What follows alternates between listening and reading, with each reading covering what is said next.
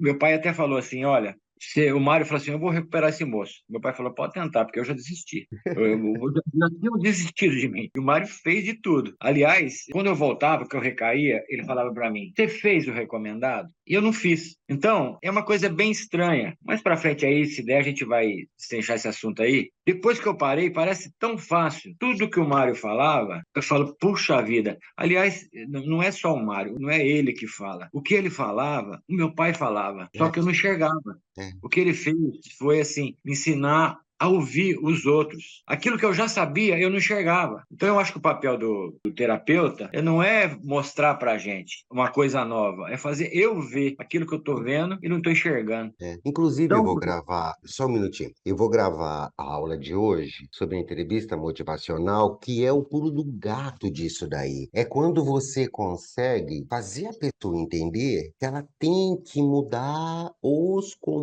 comportamentos. E o comportamento só vai mudar se você consegue mudar o jeito de pensar, porque você até tenta mudar o comportamento, mas de repente volta, de repente volta. Então, por exemplo, se você parar para pensar, eu achei interessante porque você começou a falar agora há pouco sobre AIDS. Em nenhum vídeo meu eu falei sobre DST ainda. Olha só que bacana. Quem está assistindo o vídeo está vendo. A dependência química também traz isso. Traz DSTs assim, HPV. Eu fiz um tratamento uma vez de uma menina que tinha HPV. Vários hoje, outros o que está DSTs, dando né? muito agora, Ah. aqui é a epidemia agora é sífilis. Voltou. Sífilis, sífilis. É muita sífilis. Eu estava tentando lembrar esse nome. Sífilis, HPV e a AIDS. Agora, ó, para pensar, Renato. Você provavelmente já chegou nessa conclusão há algum tempo aí. O comportamento foi muito mais difícil para você lidar com a transformação do comportamento do que com o problema da AIDS. E até com o problema da droga. Foi. Muito Então, mais. você sabe, as pessoas se preocupavam mais com o problema do HIV do que eu. Eu não dava nem bola, porque na cabeça deles, eu no começo, eu fiquei preocupado, tinha aquela pulga atrás da orelha. Uhum.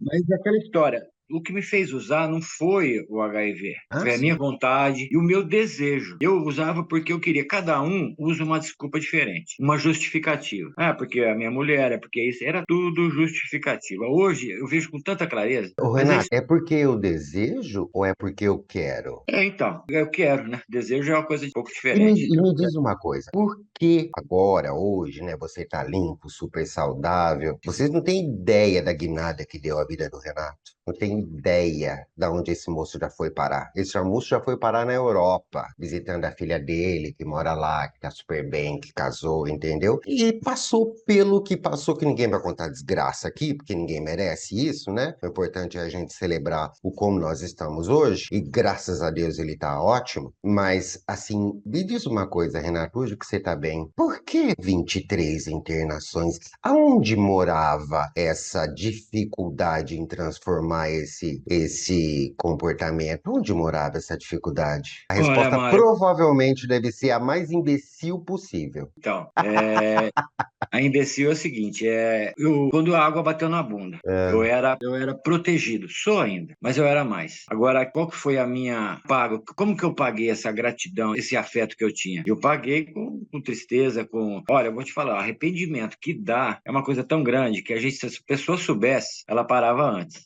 Mas o que É. acontece? Quando meu pai e minha mãe morreu, fiquei com meu pai morreu, fui morar sozinho. Teve época lá que eu comia açúcar, teve época que acabou o açúcar. Eu não vou falar de desgraça, que nem você falou, mas eu ficava 5, 6 dias semana pra rua. Só tinha uma muda de roupa. Fedia. Ficava 5 dias sem dormir. E aí meus irmãos também nunca me abandonaram. Eles falaram assim, olha, que fome você não vai passar. Eu vou fazer uma comprinha pra você. Só que eu não vou fazer. Você vai lá, escolhe. O outro irmão vai lá. Quando ele chegar lá, aí o dia que ele viu o maço de cigarro, ele falou assim, eu não vou comprar mais. Então, o que me fez parar são várias coisas, né? Porque para cada um é particular. Eu penso o seguinte, mesmo na vida noturna, aqui em Ribeirão tem muita cracolândia. Então, a gente fica nas favelas, tem o pessoal que é muito caridoso, principalmente os espíritas. Eles vão levam comida de manhã, levam comida 10 horas, levam comida. Eles falam, ó, o boi, a boia, a boia. Aí junta aquele monte, tem comida e tem chá, e eles fazem oração, canta música. E eu lembro que, no meu desespero, eu ficava lá e eles falavam assim, você quer comida? Eu falei, não quero comida, eu quero que você faça uma oração orientação para mim. Eu estou dando a minha experiência, não é... Eu já vi várias pessoas pararem, cada um por um motivo. Eu estou dando o meu motivo. Uhum.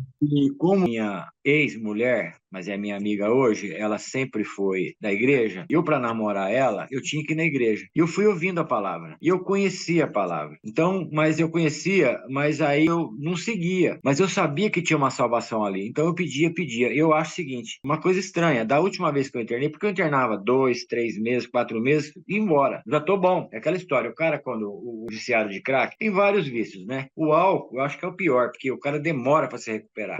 Mas o É o pior mesmo. engordou, fez uma ginástica, falou, tô bom. Eu falei, eu quero ir embora. Mas a cabeça não tava. Aí você saía, o que que eu ia fazer? Ia visitar o traficante que eu tava com saudade dele. Meu pai falava assim, você falava, não é para ir lá, muda os caminhos. Você tem que ir para outro lado. Se você tá indo para lá, você vai para cá. Mas o que acontece? Eu não seguia. Eu lembro que o Mário falava assim, eu chegava lá e falava, Mário, eu falei assim, você seguiu os conselhos? Eu falei, não. Eu falei, então, Renato, se você não seguir, não vai adiantar. Da última vez, passou um mês, meu irmão falou, você vai querer ficar? Eu falei, vou. Passou 2 meses, vai querer? Vou. 3 meses, falou, tô achando que você vai querer. E fui até o 7º, que era o recomendado, 6º, 7º. E quando eu saí, falei, e agora? Eu vou voltar. Eu cheguei na casa do meu irmão aqui, e eu cheguei com a mala, tal, que era a casa que eu morava, meu pai morreu, ele ficou com a casa, me deu uma parte da minha parte que eu tinha, eu comprei um apartamentinho. Uhum. E eu cheguei aqui com a mala, porque era a casa que eu morava. Ele falou, onde você vai? Eu falei, não, eu vou. Ele falou, não, aqui não. Não põe nem a mala pra dentro. Então eu falei assim, puxa vida, o que que eu tenho que... Aí eu falei, eu tenho que parar. Mas depois dessa eu ainda dei uma recaída. Aí da segunda vez, eu já pus na cabeça, eu tenho que mudar a minha vida. Então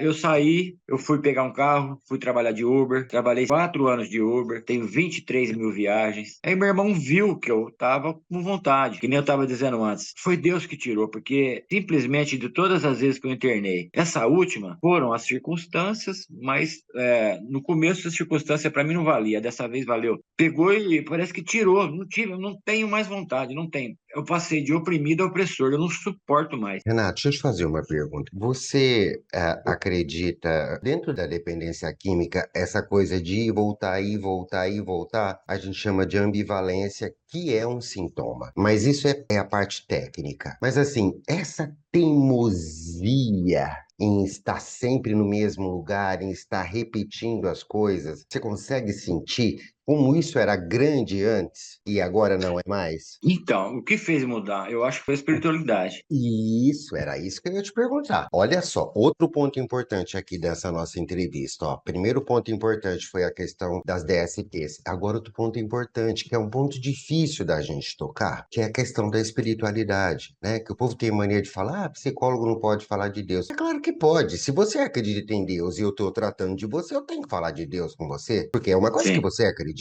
E eu vou até mais longe, porque eu também acredito, então fica mais fácil.